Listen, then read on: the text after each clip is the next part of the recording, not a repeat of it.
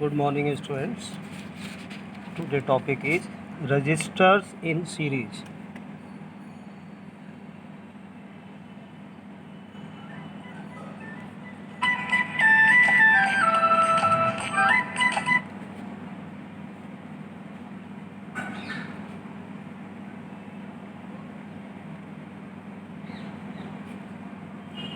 तो आज का टॉपिक है कि रजिस्टर्स उस सीरीज में कैसे कनेक्ट करेंगे। जब दो या उससे ज़्यादा रजिस्टर आपस में जोड़े जाते हैं एंड टू एंड अरेंजमेंट के थ्रू, तो उस कॉम्बिनेशंस को सीरीज कॉम्बिनेशंस कहा जाता है। मान लीजिए लेबोरेटरी में आपके पास दो से ज़्यादा रजिस्टर दिए गए हैं।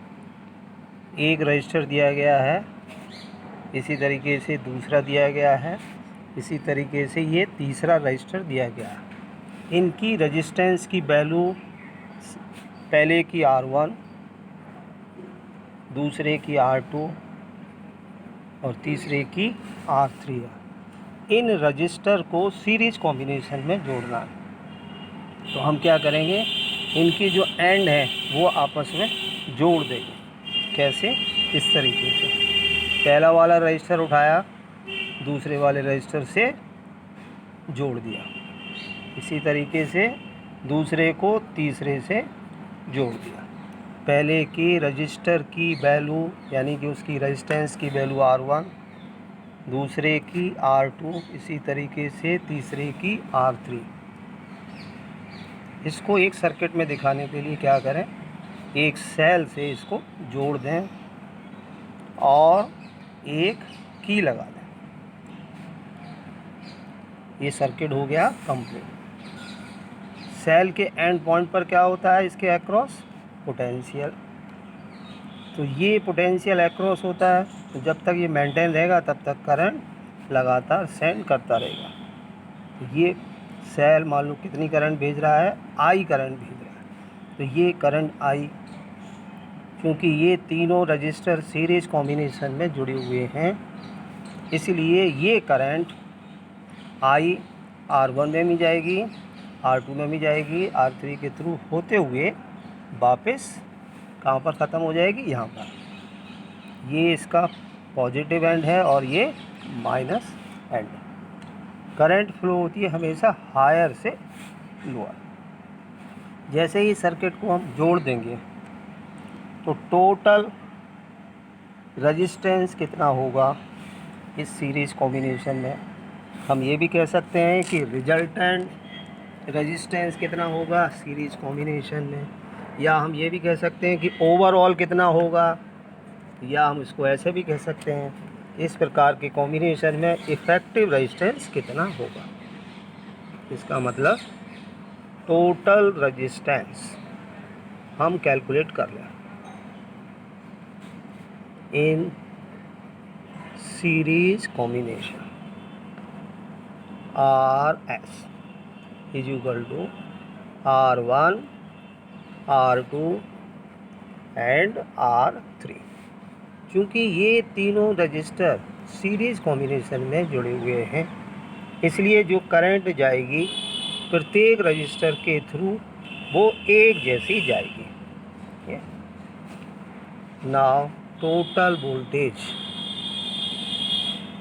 ये भी जुड़ा हुआ है, तो कुल मिला के वोल्टेज कितना होगा इस सीरीज कॉम्बिनेशन में। ठीक है, तो नाउ टोटल वोल्टेज निकाल लें।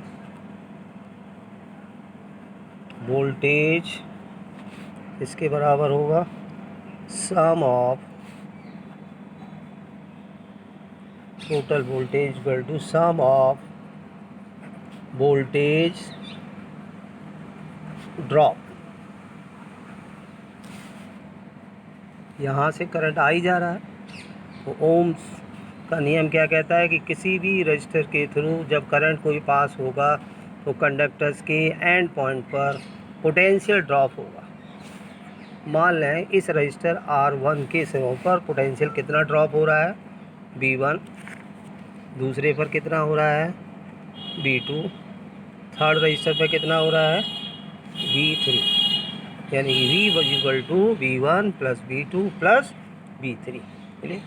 Now by using Ohm's law, by using Ohm's law, total V applied हो रहा है, I करंट जा रहा है, मान लो टोटल रेजिस्टेंस कितना है R, तो V बराबर IRS, V1 बराबर IR1 क्योंकि करंट सब में सेम है, V2 बराबर IR2, V3 बराबर IR3, ये सारी वैल्यू इसमें पुट कर दें। देयरफॉर IRS बराबर I कॉमन हो गया सब में, R1 R2 R3, I से I कैंसिल हो गया, तो RS बराबर किसके हुआ, R1 plus R2 plus R3। तो सीरीज कॉम्बिनेशन में जो इफेक्टिव रेजिस्टेंस होता है या रिजल्टेंट रेजिस्टेंस होता है वो किसके बराबर होता है, टोटल रेजिस्टेंस इंडिविजुअल रेजिस्टेंस के सम के इक्वल होता है। इसी तरीके से हम रजिस्टर को पैरेलल कॉम्बिनेशन में भी जोड़ सकते हैं। ऐसे रजिस्टर इन पैरेलल कैसे जोड़ेंगे, जो 3 रजिस्टर आपको दिए थे इनको इस तरीके से अलग अलग रख लें एक दूसरे के पैरेलल, और पैरेलल रखने के बाद इसकी वैल्यू R1 है, इसकी R2 है, इसकी R3, इन सब की जो कॉमन एंड है ये वाले, उन सब को एक जगह जोड़ दें। तार हैं बहुत सारे, इसको लेके यहाँ जोड़ दिए, इसी तरीके से इसके एंड को जोड़ दें, और जोड़ने के बाद ये सर्किट पूर्ण कर दें। एक वायर लाएं, उसको सेल से और एक की से जोड़ दें, तो ये कॉम्बिनेशन कैसा कहलाएगा, parallel combination. Plus minus cell में होते हैं, ये V अप्लाइड करेगा, V1 plus V2 plus V3, current कितनी जाएगी I, लेकिन जैसे ही करंट जाएगी तो यहाँ पर इसके 3 अलग अलग मार्ग हो गए, पाथ हो गए, तो ऑब्वियसली ये करंट डिस्ट्रीब्यूटेड हो जाएगी। R1 के थ्रू कुछ भाग जाएगा I का, कुछ भाग R2 के थ्रू जाएगा, कुछ भाग R3 के जाएगा। सपोज I का R1 में जो करंट जा रही है वो कितनी जा रही है I1, इसमें कितनी जा रही है I2, इसमें कितनी जा रही है I3, तीनों यहाँ जंक्शन पे मिल जाएंगी। तो जंक्शन पर मिलने के बाद करंट की वैल्यू कितने के बराबर होगी, I1 plus I2 plus I3। तो टोटल करंट कितना होगा,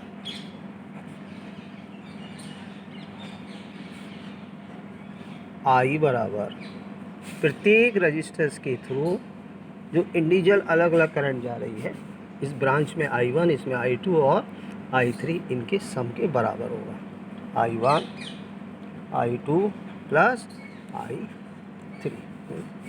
now by using Ohm's law. लेकिन यहाँ पे एक चीज़ भी देखें, ये तीनों रजिस्टर पैरेलल कॉम्बिनेशंस में है, इसलिए जब करंट जाएगा तो तीनों के अक्रॉस जो पोटेंशियल होगा, यानी कि जो वोल्टेज होगा across each resistor is same and equal to the applied voltage. यहाँ से जो वोल्टेज अप्लाई हो रहा है, तीनों रजिस्टर कैसे एक दूसरे के पैरेलल कॉम्बिनेशन में है, तो जो वोल्टेज होगा प्रत्येक रजिस्टर्स के अक्रॉस वो सेम होगा, और उसकी वैल्यू किसके बराबर होगी, जितना यहाँ से वोल्टेज अप्लाइड किया गया है। इसलिए V is equal to V1 plus V2 plus V3। तो यहाँ पर I is equal to I1 plus I2 plus I3 था। तो अब क्या करें, by using Ohm's law. Ohm's law क्या कहता है, V is equal to IR, तो I इज इक्वल टू कितना होगा, V ओवर R। यहाँ पर रख दें टोटल के लिए V ओवर RP, पैरेलल के लिए सफिक्स में P लिख दिया गया है। इसी तरीके से I1 V ओवर R1, इसी तरीके से V ओवर R2, इसी तरीके से V ओवर R3। V भी कॉमन ले लें, तो जैसे ही कॉमन लेंगे तो क्या होंगे, कट जाएंगे, और 1 over R P is equal to 1 over R1, 1 over R2 और 1 ओवर R3। यानी कि रेसिप्रोकल ऑफ इक्विवेलेंट रेजिस्टेंस, जो रेजिस्टेंस था उसका इक्विवेलेंट किसके बराबर है, equal to sum of reciprocal. ये जितने भी रेजिस्टेंस हैं इनका जो सम किया गया है उनका रेसिप्रोकल ले लें और उनका सम कर दें, यानी कि रेसिप्रोकल ऑफ इक्विवेलेंट रेजिस्टेंस बराबर होता है sum of reciprocal of individual resistance के। इस तरीके से हम रजिस्टर को सीरीज एंड पैरेलल कॉम्बिनेशंस में सॉल्व कर सकते हैं।